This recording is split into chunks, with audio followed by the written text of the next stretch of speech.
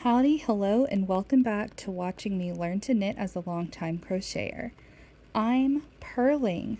So in basic knit stitches, yeah, I'm basically an expert now, no big deal. There is the knit stitch and the purl stitch. The purl stitch is the mirror inverse of the knit stitch. I'll go more over the key differences between the two stitches in a future video. The reason I'm folding over my work here is because I learned when folding over the work in this way, if the edges line up on the side, it means you've knit a square. And here I am binding off the swatch. Hilariously, I momentarily forgot how to knit. Then I remembered, and then I kept knitting instead of doing a bind off. The needles are finally starting to feel less unnatural in my hands, and I'm really starting to gain some muscle memory, which is awesome. Purling, for whatever reason, came to me much easier than knitting did. Based on all the information I'd read out in the vast world of knitting, purling is usually a nightmare for people to learn, so I expected the worst.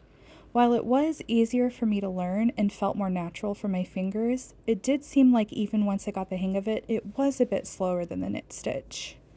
While I finish binding this off, I'd love to know what your favorite types of patterns for knitting beginners are. I'm feeling intimidated by it. When I learned to read crochet patterns, it felt like I was learning a completely different language.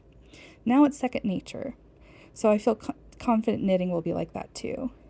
I dropped a couple of stitches here. I put a daisy stitch marker in one and went back and fixed it. I thought I fixed the second one too, but apparently not.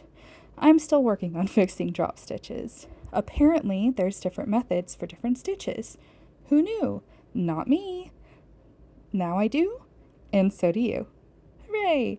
So a trick I recently learned is that when the cast-on tail is on the right side of the work, that is the right side. And when it is on the left side of the work, that is the wrong side.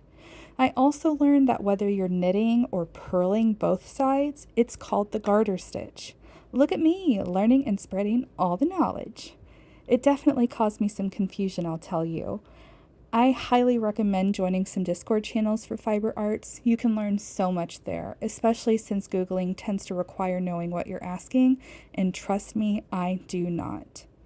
And here it is, a finished swatch. All in all, I had fun, and now I'm done purling. Catch me in the next video where I combine what I've learned and do stockinette. See you there!